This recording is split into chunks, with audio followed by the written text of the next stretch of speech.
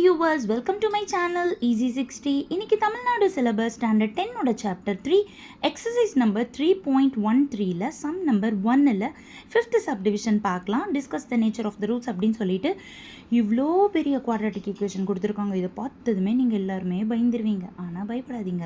இப்போது ஜென்ரல் ஈக்குவேஷனை எழுதுனீங்கன்னா ax square plus bx plus C is equal to 0 கூட கம்பேர் பண்ணிங்கன்னா இதை capital A capital B capital சின்னு எடுத்துக்கோங்க. ஏன்னா ஆல்ரெடி அவங்க ஸ்மால் ஏபிசி யூஸ் பண்ணியிருக்காங்க.